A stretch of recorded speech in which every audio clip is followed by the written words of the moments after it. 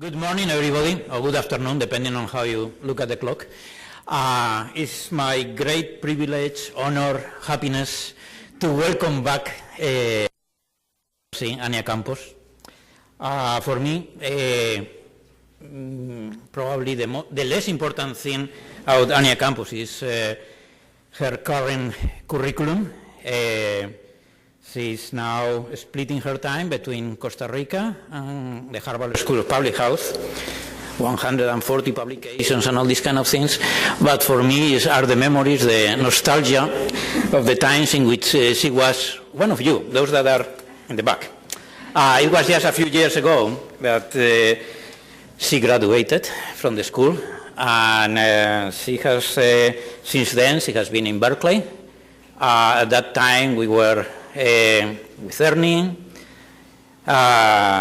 working on lipoproteins and many other things, starting with the genetics also. And one of the things that I remember Hannia having were dreams, right? And that's what has kept her going for all these years. And some of them have materialized indeed. She's originally from Costa Rica. And I can tell you, once you leave your country, you just become like the flight Dutchman, right? You stop having a real country. And the world becomes the country, and that's part of what she is going to show you. And that's why she's, as I say, she was very interested in contributing to the health of Costa Rica, and she is doing so.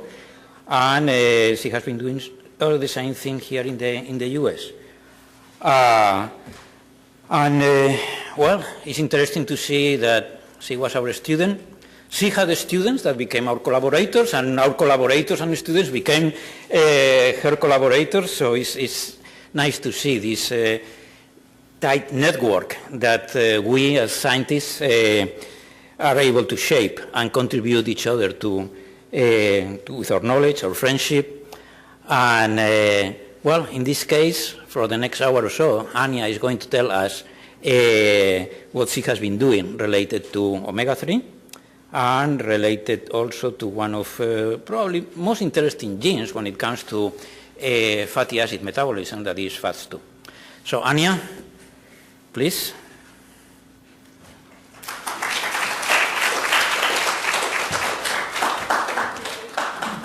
Well, thank you, Jose, and thank you all for coming and being here. And I want to thank Jose and the organizers for inviting me and share some of the data or some of the studies that I've been working on for a while. As Jose mentioned, it is not only nostalgia that I have when I come here, because when I was on my way, I was thinking about, oh my God, I spent 4 years at Harvard, at Tufts, and came up with enough questions to keep me busy for the next 23 years. And just thinking about it is like, what have I been doing all this time? I guess trying to answer a lot of questions that were generated with Jose and Ernie. Well, I was a student in their labs, and it's just good memories that I have, but I think it's about time to get started and look at some work. I chose omega-3 fatty acids because they are the most important. They really represent my interest in terms of what I do or what I've been doing after I graduated from Tufts. You are all in nutrition, so I'm not going to go in a lot of detail, but omega-3 fatty acids is a family of fatty acids that are mostly characterized by the double bond in the third position from the omega terminal, and that's what makes them unique. That small little characteristic is what characterizes them. Alpha-linolenic acid, it's pretty much known as a plant-derived fatty acid, and in humans it mostly comes from vegetable oils like canola, soy, and a lot of grain seed oils.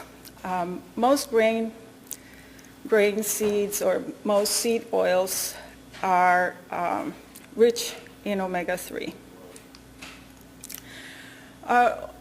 Alpha-linolenic acid converts to EPA and DHA, so what we find in our tissues can be the metabolic product of ALA. But as you know, fish is also a main source of these longer chain fatty acids in the diet.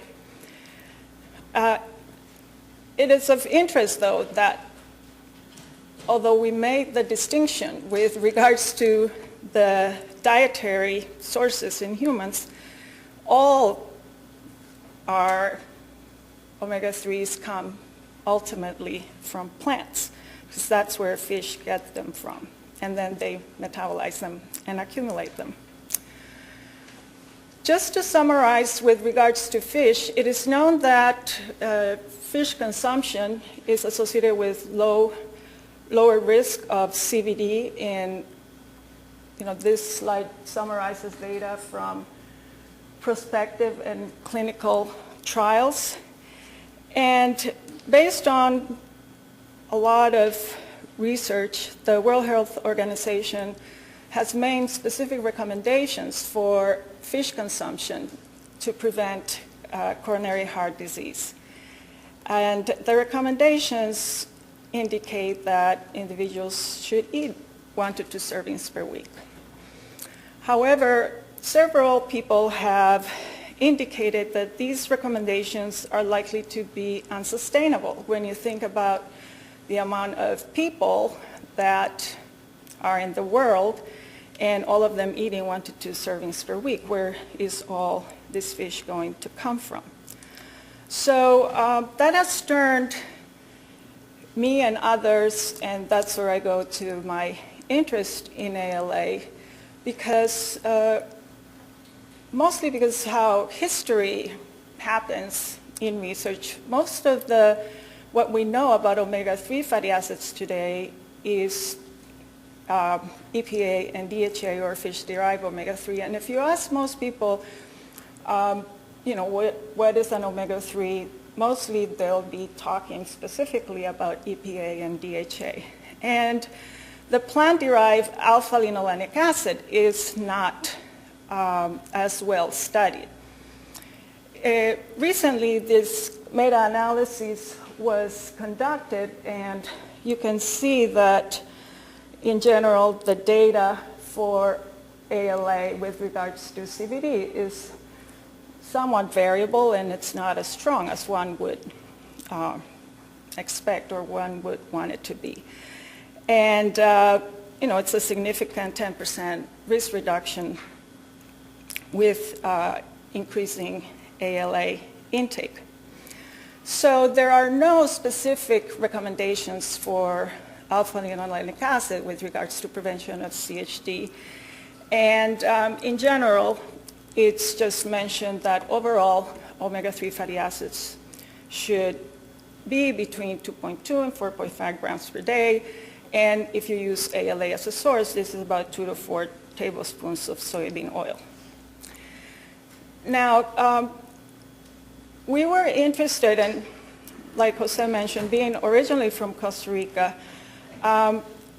one of the questions we asked was, could ALA play an important role in COD prevention in countries with limited availability?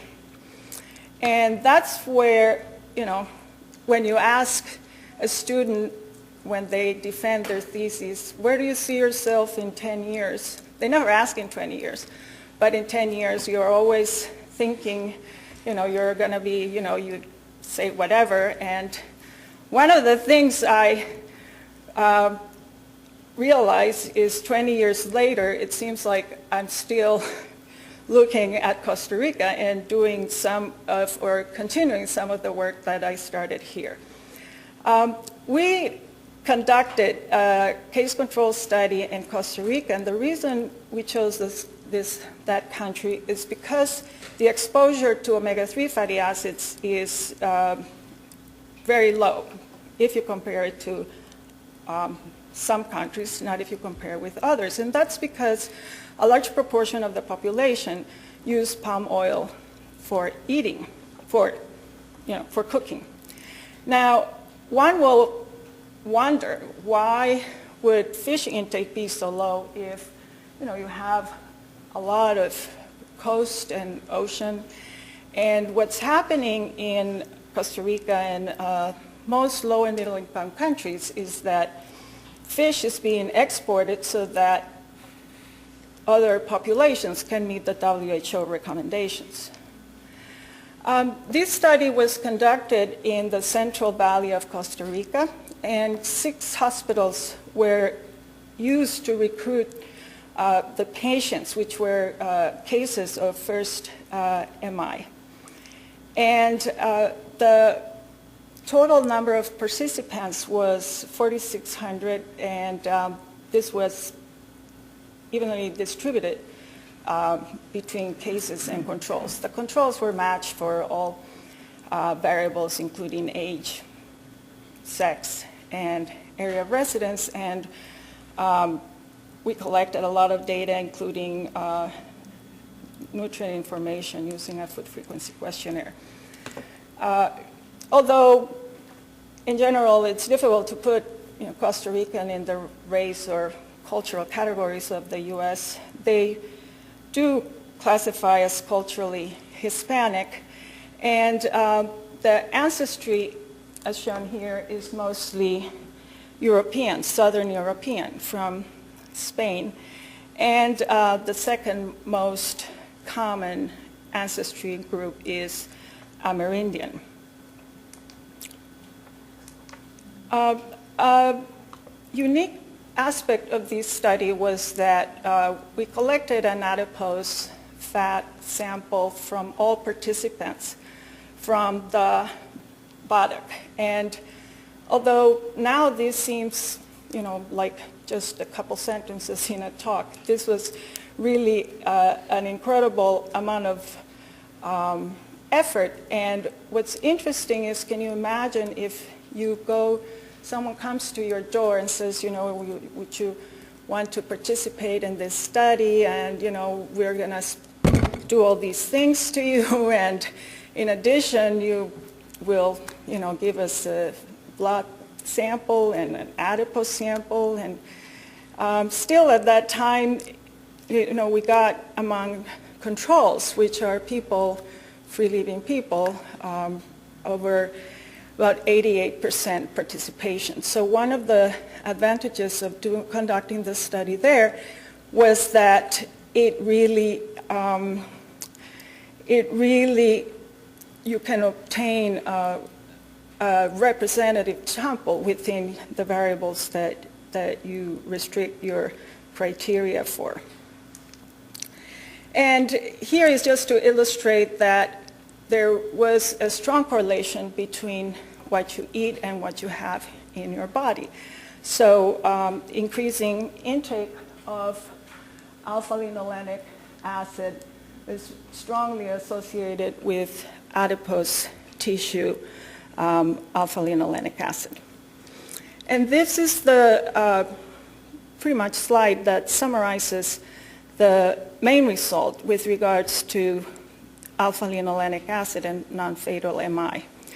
The first point is that there is a strong inverse association between ALA and MI. But what is being of interest and most striking to us, and what has led to continuing the work in alpha-linolenic acid, was that here, the main association was seen at lower levels of intake. And increasing alpha-linolenic acid did not result in further decreases in the risk of heart disease, or MI. So with this result, we started wondering about what are other countries, or which are the other countries that are really low in omega-3 fatty acid availability. And we found out that Eastern European countries for decades have been characterized by having very low availability of omega-3 and very high CVD mortality. This is because they mostly, or almost exclusively, use sunflower oil for cooking and baking and salads and everything.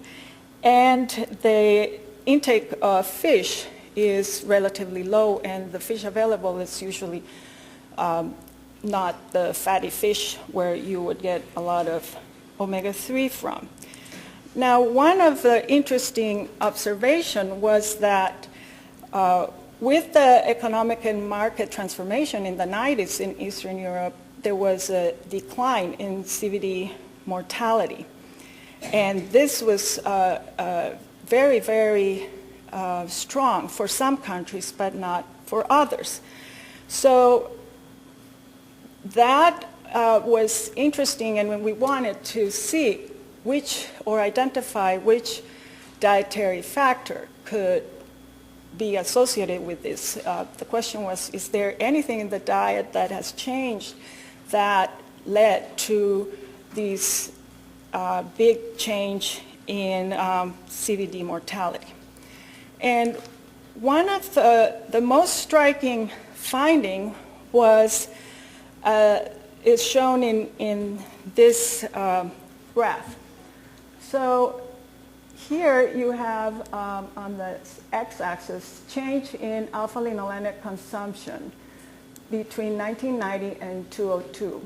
And this is based on FAO data because, as you may imagine, these countries don't have, or the data for nutrition surveys is very limited.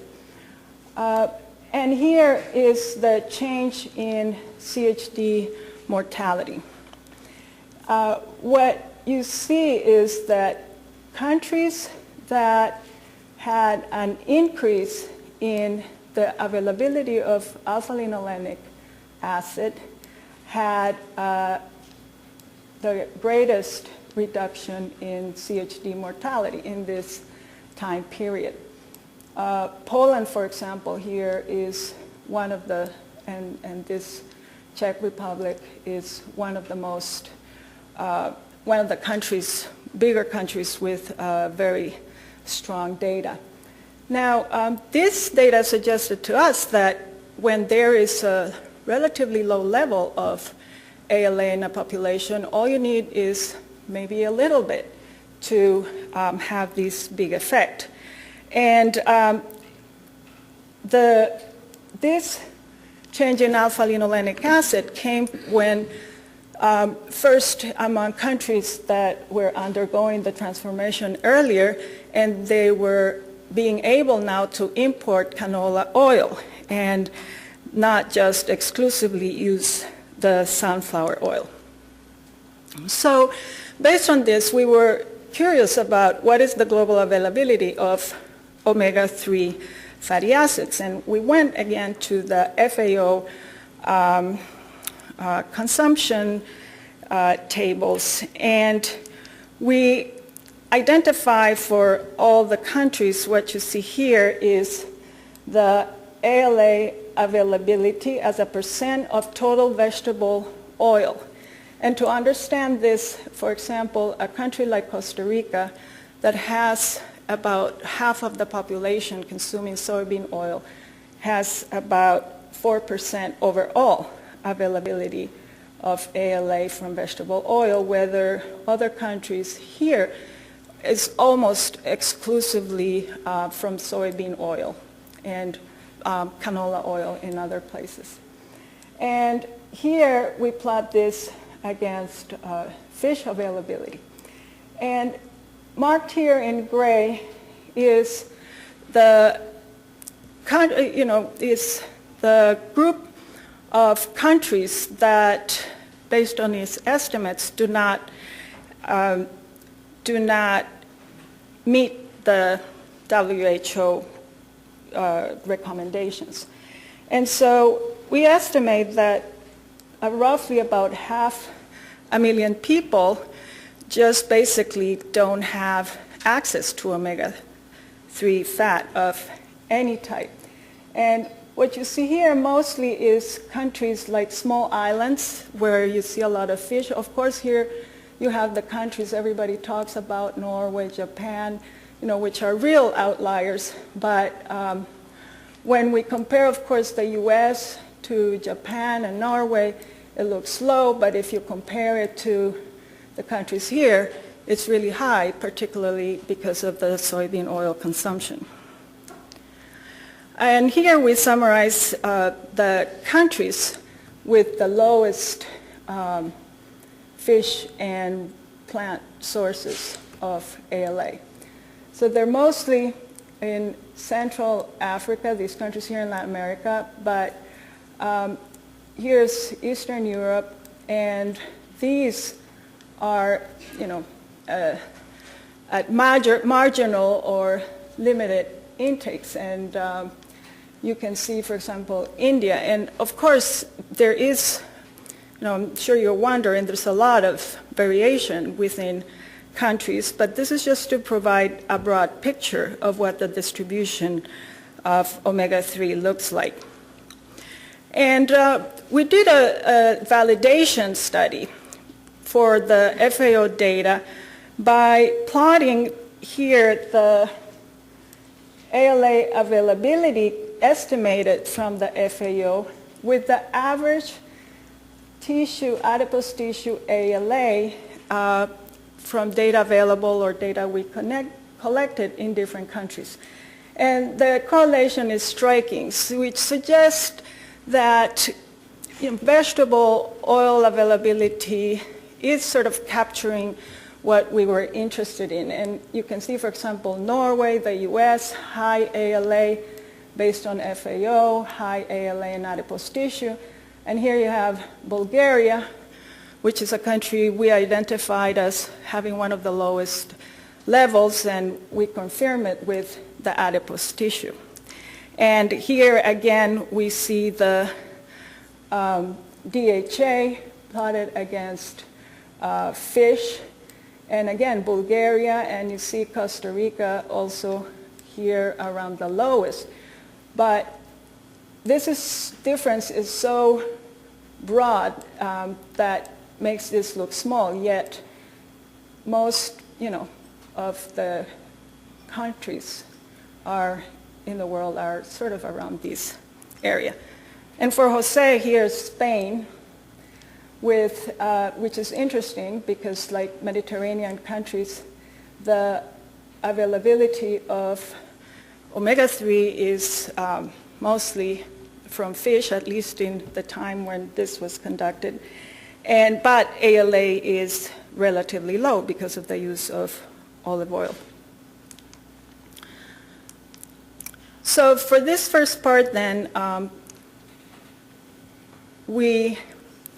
our data indicates that about half of the world population has limited access to any source of omega-3, and plant-based omega-3 could play an important role in CVD prevention in populations with limited access to omega-3.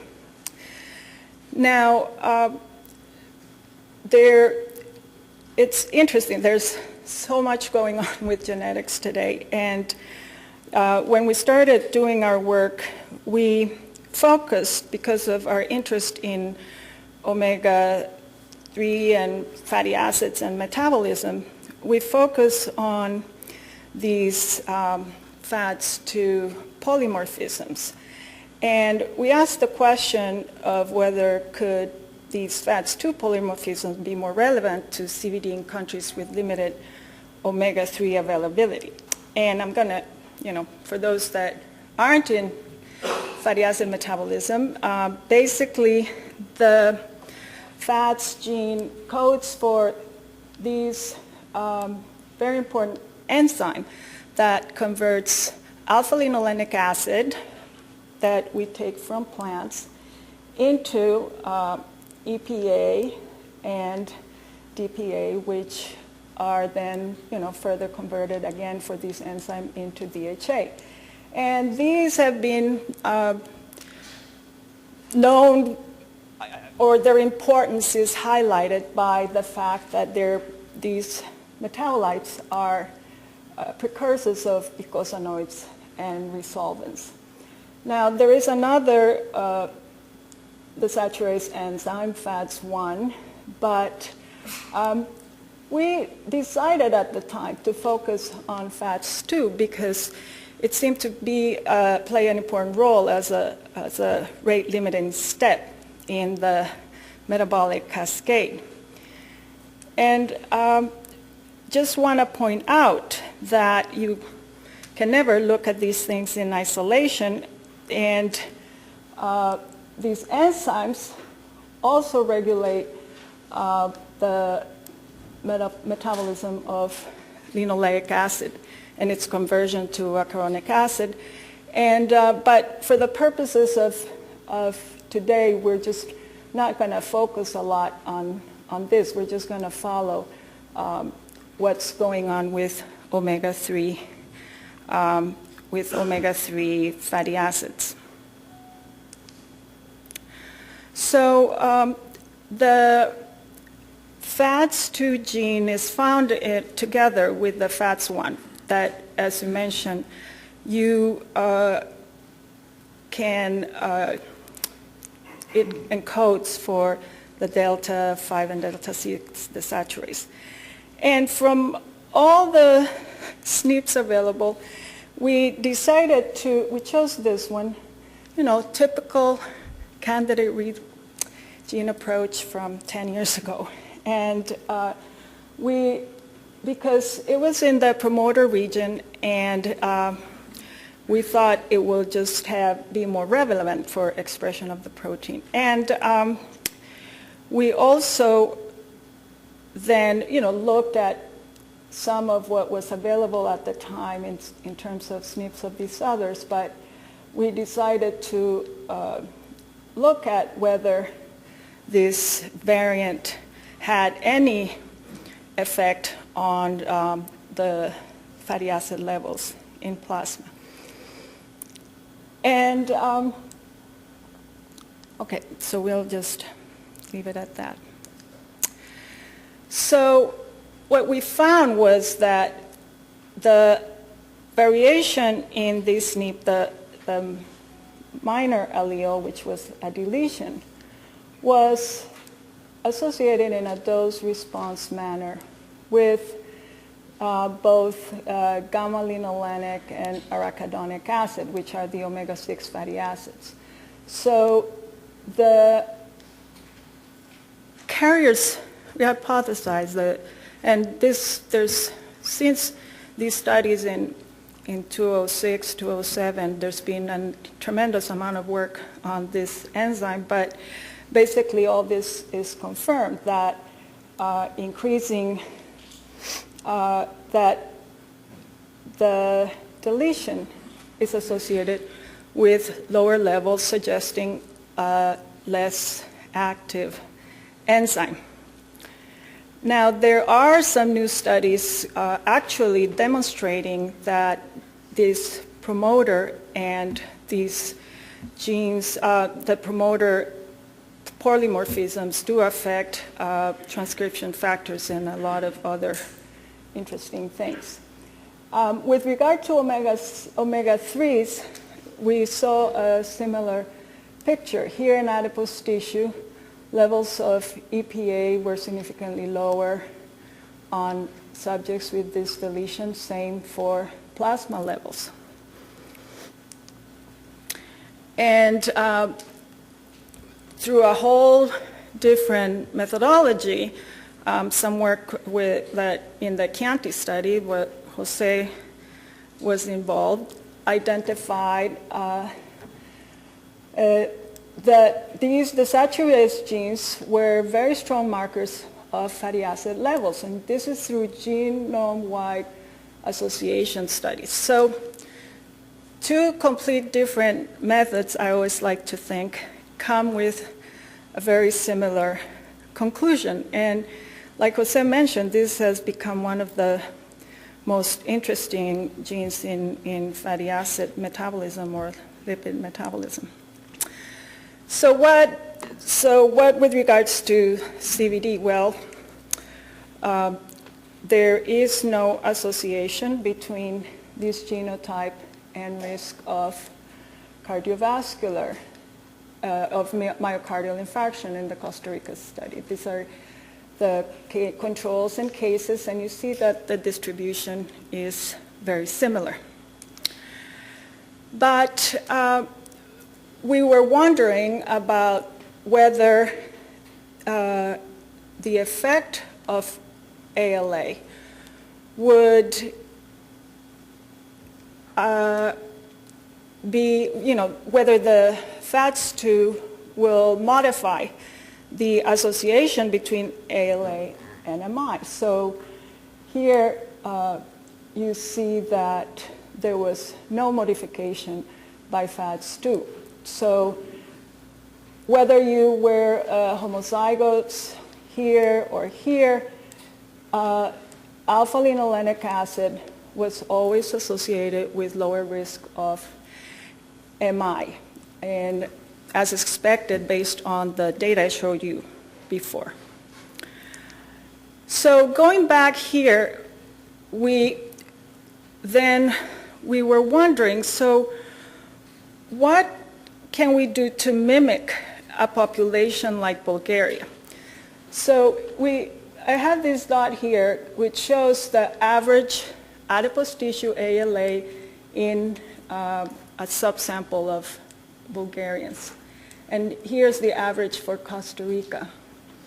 And here's where you see the greatest potential reduction. So we wanted to see what happens, what effect would this genotype could have if everybody was closer to what Bulgarians look like. And as you know,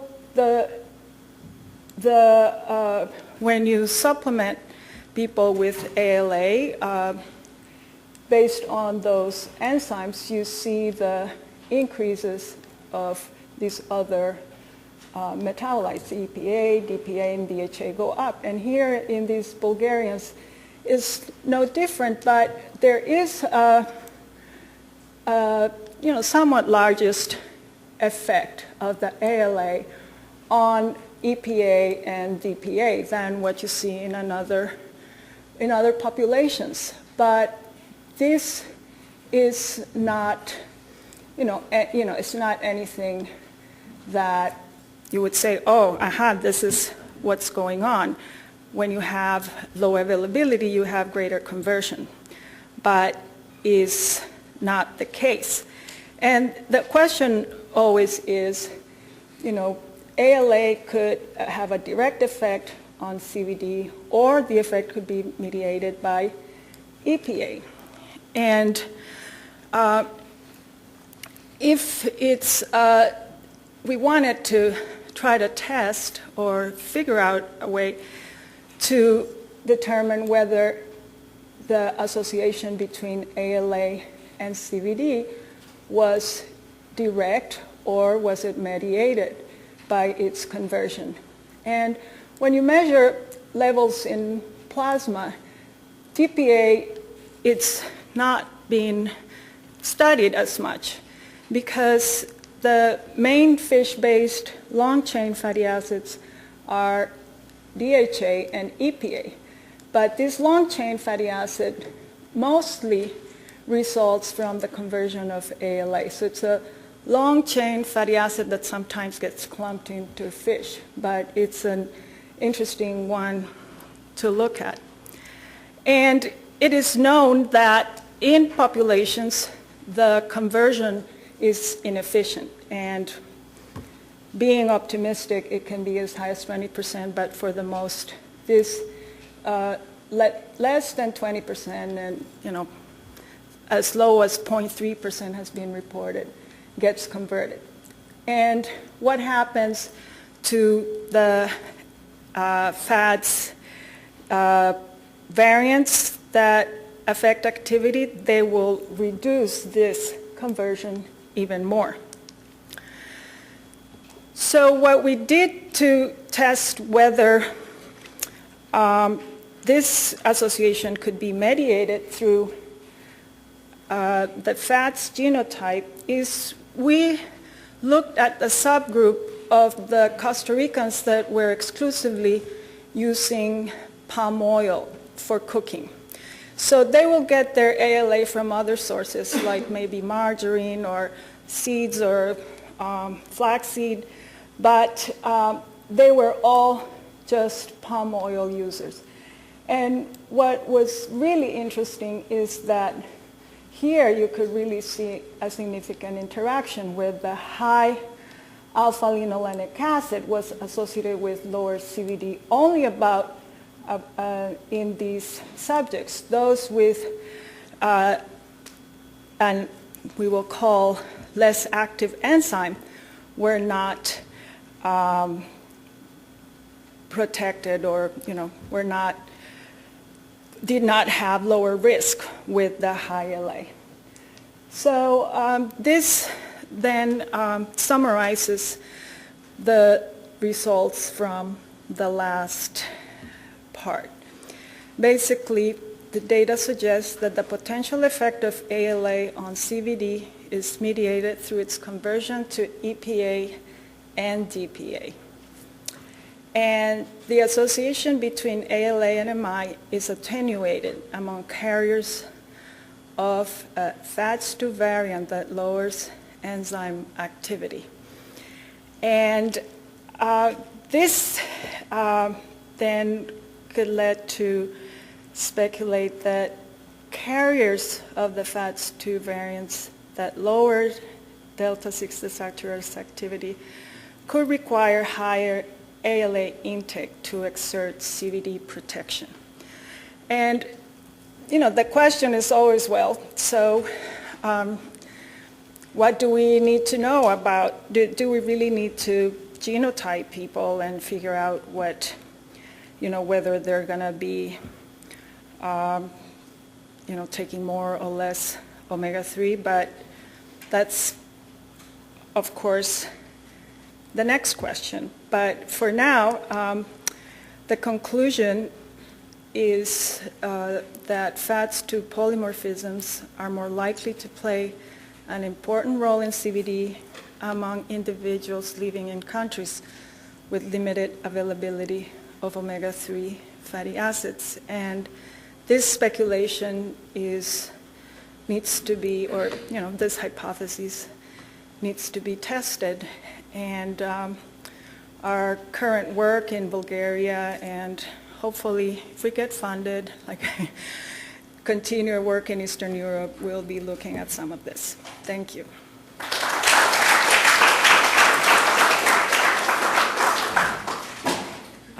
They said there might be a couple questions. Yep. Okay. Ella? No, this feels like a dissertation exam. All right. When you picked Bulgaria or East Europe, I think the biggest change was turning from animal fat to plant-based oil. Did you weighted in these changes when you weighted how much the decrease was in cardiovascular disease? Yes. There's we looked at the saturated fat did go down, and overall. There was no change from, what you're saying is from animal fat to vegetable fat. Really, it was more like a reduction in animal fat. And no real increase in vegetable fat. It was maybe other sources. But we did look at all sources of food, and although they came down, there was no correlation between the changes in those per country and the mortality. We looked at all factors from smoking, of course, changed in all kinds of directions. Some countries like Poland have very strict programs on smoking, so it did come down. But and it is surprising, but it really, we adjusted, even if it was not correlated with or without adjusting for changes in fruits and vegetables or grains and cereals, all these categories, social changes in socioeconomic status that was available was not correlated. Hannia, going back even to your Costa Rica studies, since you're emphasizing fats to polymorphisms because of an interest in ALA and its chain elongation and desaturation, assuming that it is the longer chain polyunsaturates that may be involved in the protection or pathogenesis. When you did the biopsies of adipose tissue, did you look also at the relationship between ALA intake and the presence in adipose tissue of longer chain fatty acids as an expression that some of the ALA was in fact being elongated and desaturated? Mm-hmm. Yeah, it is. We did find correlations, and not as strong as you would think. And we focused at the time, and it may be worth looking at it again, on EPA. And the issue that we had was that adipose is not the best marker for EPA DHA from fish, which in theory would be a good thing if you're looking at whether EPA and DPA relate to ALA intake. Biopsy the brain. Next time. But it is not as strong as you would think, which also suggests that there is not a lot of conversion, or it's not the only mechanism by which this is, that determine the EPA levels. Because they did correlate with fish, and we should look more directly at DPA, because it is, when you look at different long-chain fatty acids and CVD, DPA and EPA are the really important ones, and not so much DHA. But Moshe, do you have a question? I had a question about the DPA. Is the DPA the kind of markers that you are using here, or what is the biological function or effect? Only until now there is, we're just using it as a marker, and it could be it's not into the, favorite substrates for all these other eicosanoids and all those resolvins and other factors. But in this situation, we're just using it as a marker of, plant-based omega-3 fatty acids. It's correlating very well with plant. Yeah, well, it correlates with ALA. Well, it correlates with ALA with ALA levels in plasma or with ALA intake. I think we have Chao, we have Ernie. So this is ethnic population. So have you looked at the population structure effect association between Yes, Sorry? because you have a mixed population.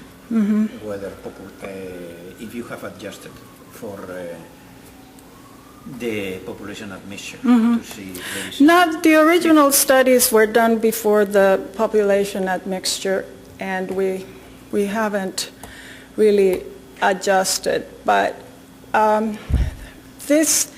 there is more, let's see, there is more within subject heterogeneity that there is between. Like you can't really tell, pockets of ethnic groups or, different admixtures in the population. And analyses where we've identified, what I'm saying is that this admixture is not evident with physical traits. And there are no specific, sites or regions that would be driving an association. However, and there, whenever we've adjusted or taken into consideration admixture in studies that came after that, we have never seen, it to be an important modifier. But that's a good point. I don't think it will probably have a major impact, but may be interesting to look at it. Yeah, very, very nice talk. Most people, when they assess fatty acids, as you know, they do it in red blood cells or they do it in plasma. And so the adipose fatty acids really reflect triglyceride and diet and triglyceride. So to look at phospholipid, you look at the red cell. Have you ever done the comparisons between red blood cell fatty acids and adipose tissue, which is one is the triglyceride source, the other is a phospholipid source. The other question, I guess, is in the plasma. People have been struggling with this genetics versus biochemistry. And of course, in the cardiovascular space, as in many other spaces, the biochemistry, no offense to Jose, but the biochemistry tends to trump the genetics almost every time. And that's what's emerged. Although there are some genetic markers that are very useful. So I guess, have you done that comparison of fatty acids with these different kinds of? Yeah, the comparison would be, do you mean the correlation of these to reflect diet or the CBD? Whether there is a difference on, let's say, ALA on CVD depending on what tissue you use? Yes, it's really, this is a big confusion everywhere because there, in my view, adipose is, because of the slow turnover, is the ideal tissue, but large epidemiologic prospective study. Yeah, but the fat that you eat is triglyceride. So what you metabolize and store reflects the fat that you eat. And these are as percent of fat. So In the membrane, you look at the red blood cell. yeah, but the issue with epidemiology in terms of CVD is that the red blood cells are metabolically active and doing all kinds of things, and the phospholipids are exchanging all over the place, so they are not really good markers of diet. So you can relate them to CVD, and they have been, but for example, the fact that arachidonic acid is so high, disproportionately high in red blood cells, points out to the fact that, it doesn't reflect diet, so it reflects. So it really has to be looked at with, very clear in mind what you're looking at. Do you want to look at the effects of diet, or do you want to look at, metabolic effects of whatever constitute the membrane? Now, the triglyceride, if you measure triglyceride in plasma, triglyceride fatty acids, then it's a whole different thing, because if the samples are fasting, the turnover, all those have relatively high turnover, so you will be assessing more shorter-term intake. If they're not, they're pretty reasonable. There are clear studies showing that if you supplement with high doses of omega-3, you do get over time significant increases in RBC fatty acids, and those are the markers that have been linked with CVD most strongly. That's the only point. Plus, it depends. It depends on the marker you're looking at. There's, if you're looking at DHA, red blood cells, or EPA, red blood cells are good markers of fish. But in the same population, there's only one study we did with the nurses. You take the same population and you measure red blood cells and plasma. And plasma relates, plasma, it's total plasma fatty acids relate to CVD, but not plasma RBCs. If you're looking at, EPA, but I wish there was more data on that, because it is a question that always comes up. What do you measure, and if you measure, what is this telling you?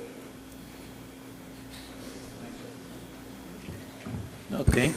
Let's see. One more. Well, let me no offense about the genetics versus biochemistry. After all, when you are measuring biochemistry, what you are measuring is the genetics, so most of the effect is already there. So exactly. All right. The elongase is one of the markers of longevity.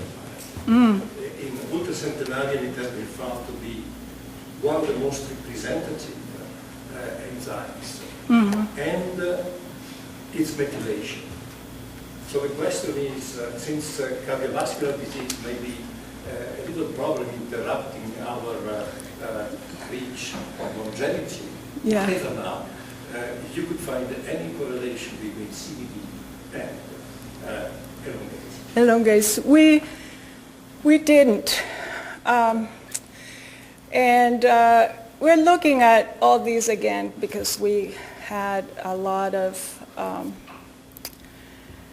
we analyzed all of these and more genes, and we wanted to, make like a whole pattern or try to identify where the relative contribution, but with what we measured, we didn't find a major or significant role for the elongases, although it's just very difficult. We haven't looked at it detailed, but what I want to show with this is that you can just be looking at the wrong population, and if the background in that population is different, like if you're studying ALA in a population that's really very high with ALA, you might be missing interesting things going on. So maybe it's not the right for elongases.